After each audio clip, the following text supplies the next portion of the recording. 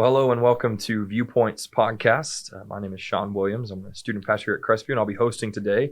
And sitting across from me is our head pastor, Dr. John Gerlach. John, how are you? I'm doing good, man. How are you? I'm good. I'm glad to be on. This week. Appreciate you filling in. Well, we've been in this series called Love in Action, looking at kind of the book of Jonah as part of the story. And I think there's a big question a lot of people have when it comes to this story. The big fish, true or false? Big fish, true or false? Let's go to the bottom line. Yeah, I think, it's just a question a lot of people have. I think a lot of people think about. And I always like to share my process. And I kind of look for, there's some bottom line things here, like, is it a fable? How is it even humanly possible, physically possible, all that kind of stuff. We have a reference in Matthew chapter 12 about Jesus actually referring back to Jonah and saying the 3 days and 3 nights that Jonah is a lot like what I'm going to do as far as my death, burial, resurrection. Right. And so either then it really kind of elevates it to, do you believe Jesus? Not just you believe about a big fish or a whale or whatever. It's more, do you believe, Jesus and what he said? So to me, it's pretty clear cut. Yeah. And I know some people have a different viewpoint on that, but to me, it's like God could do it, so he did it, and then Jesus even referenced it. So You have a footnote. You have it kind of annotated pretty much there. Yeah, I think that's good. I hear this criticism of the story all the time. It's just a fable. It's just about, a warning about running away from God, or it's a story about God's grace and forgiveness, but it's not real. But I think what you talked about, Jesus comparing it to his own, death, burial, and resurrection, Jesus has never referred to like tall tales to talk about his ministry before when he's referencing the prophets. It's always showing his fulfillment or improvement on their lives or their prophecies. So I think that's good for the listener to, Jesus said yes. Yeah, Jesus pretty much said yes. So I'm good with that. Yeah, me too. Well, I think the story of Jonah resonates with a lot of people because it's a story of running from God. It's a story of, do I know best or does God know best? Does my comfort zone control me or does God control me? And I think it's a really familiar story in people's lives as well as in the Bible. But Jonah in particular ends up in a pretty interesting place when it comes to him trying to run away from God. Can you kind of expand on? Yeah, I think it's really interesting because you've got Jonah who runs, and then you have God sending the big fish. He gets swallowed 3 days, 3 nights. And I was thinking, okay, what would I do if that happened to me? You got plenty of time on your hands, and you probably can't move much, and you're desperate. I'm going to pray. And that's exactly what Jonah does. So he's going to pray in that kind of situation. And it's interesting because the language in the scripture in the Old Testament is this language of God arranged the fish to come. Like God designated the fish to come. It was like he really had this purpose for this fish. Yeah. And then it was basically that God provided it. And we all do run. I had somebody come up to me last Sunday, and it was real interesting what they said because I think it was really on point of what you're talking about, is that he came up and he said, I feel like I'm kind of lukewarm with God, and I think I would define that as running. And we can do it in lots of different ways. And sometimes it's just, we're just not where we need to be as far as God's dependent upon God and what he's at work, that sort of thing, and we're running. And sometimes it's pretty blatant. There's a whole range of stuff where we run from God, but we are all runners. We're all like Jonah, and his story and our stories really intersect in lots of different ways. He's very much like we are. And I think basically him praying was really a good decision because that kind of got him refocused and kind of got him back where God wanted to be. Yeah, because I remember it in your message last week. You're just looking at kind of Jonah's heart posture of, he's ready for life to be over. He's trying to go as far away as he can, and it kind of just resorts to, well, this is it for me. And then so I think it's so cool to see this turnaround in a situation that's arguably not much better. Right. But to see the turnaround in his heart posture to Yeah. go instead to prayer, instead of just giving up, instead of giving into defeat. And I think that heart change leads to a really big point. It's something that you talked about on Sunday that I thought you put it so well, but I want to give you a chance now to kind of expand on it as well, of just what happened inside the fish for Jonah. Yeah, it's real interesting because you kind of dive into his prayer, and he's got a little bit of a journey in the prayer, but and I still remember some people have said one of the verses of his prayer has been described to me many times as the key verse in the Bible. So you've got Jonah basically communicating the key verse of the Bible that some people would say is the key verse of the entire Bible, where he just says salvation is from the Lord. Right. And it really is what Jesus taught. It really is the message and theme of the entire Bible, and it leads us to a really great place. And I think a place we all need to experience, and that's grace. Yeah. Because salvation, so all you got to do is think about what's the other alternatives. Well, salvation is from me. I'm strong enough. I'm knowledgeable enough. I'm smart enough. I'm powerful enough. Whatever. I'm good enough. All that kind of stuff. Salvation is from me. It can be salvation. There is no salvation, or there's all kind of choices here. But here Jonah in his prayer goes, you know what I've realized?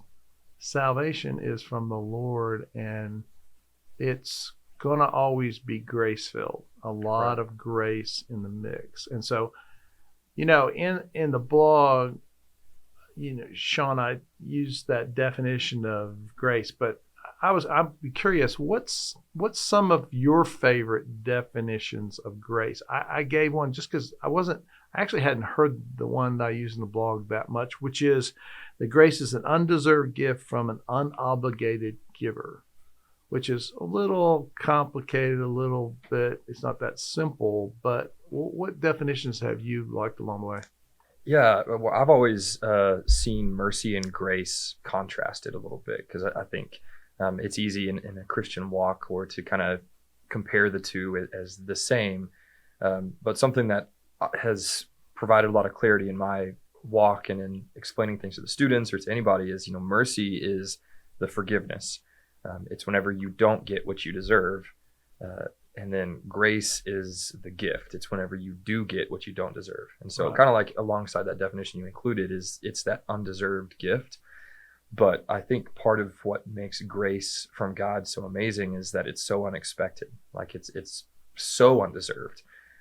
That here's the most powerful, most holy, most perfect, and forgiveness alone, the mercy alone is undeserved. We're not even close.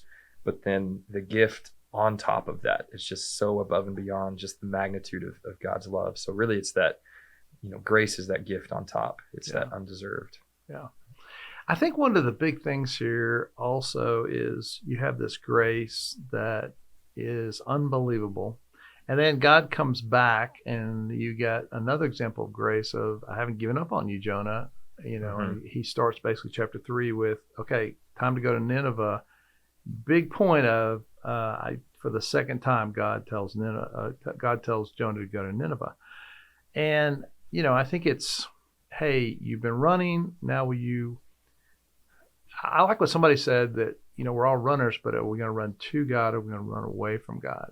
Yeah. And one little side thing I want to chase, and that is that I think also when we have a full understanding of God's grace, it does help us with our fears. Yeah. And it's interesting that I think here Jonah had a lot of, he was afraid God was going to be good to these people. I mean, that's what he was afraid of, honestly. Yeah.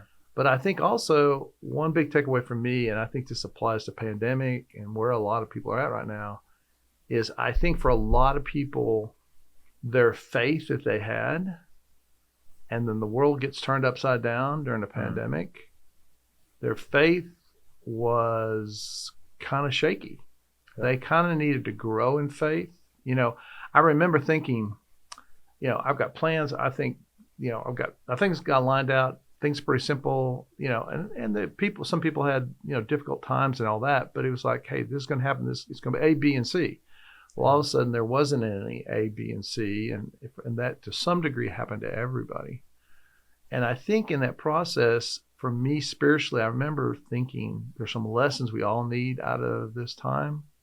What is the lesson? And I think one of my lessons, and I think for some other people it's true for them too, that my faith needed to just grow. And I needed some on my own spiritual transformation, because does my faith work when I get stretched by God, when circumstances stretch me, when things, wait a minute, it's really out of my control. I mean, I know it, but I can fool myself about that. But now stuff's really out of my control.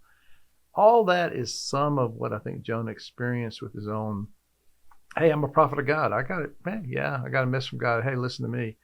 All of a sudden, God kind of challenged him. God kind of blew up his world a little bit. And it was like, well, okay, wait a minute. And he had to, and what we have here for 3 days and 3 nights in the, in the belly of this fish, I've got to reboot some things here, and I've got to grow in my faith. Yeah. I think just the magnitude and just the amazing grace from God, I think the more we understand it, the more it draws us to him. I love, it's in Hebrews in the New Testament, it says that we can approach God's throne of grace with confidence to receive what we need. And I think that's kind of that point that sometimes the difficult situations will bring us to, is to not view God as some dictator or some apathetic parent, but rather that he's truly seated on the throne of grace, with his love and with his mercy, and then that grace that's just on top of it all. So I think that's really good. And grace is also something that we're expected to share. That's part of our faith. And so if you could kind of give us maybe some final thoughts for the listener, for me, on what it might look like to kind of carry on that grace, which was ultimately Jonah's goal as well. I think you hit on it. It's just that we're supposed to live grace. I mean, we need to give grace, live it. We have been the benefits of grace. We need to pass that on. We need to share that. It does start with stop running from God, run to God. That's where it starts. We still have grace in the middle of that, but then we're actually going to know it, live it, and then share it. And that's really what God wants for all of us. Yeah, that's so good. Thank you for your wisdom, Pastor John. For the listener, I thank you for listening. Just want to kind of close with a couple of reminders for this week, for this month, for this series. We are talking about love and loving Midland this week. And so when you are here on a Sunday or anytime throughout the week, I want to encourage you to check out the serve wall that is in the Commons by the Crestview Information area. There's all kinds of projects, practical things to do to demonstrate God's love and God's grace in our city, and to really be the church and to live that out. So we would encourage you to get involved with the community, get involved with one of these projects to put love into action.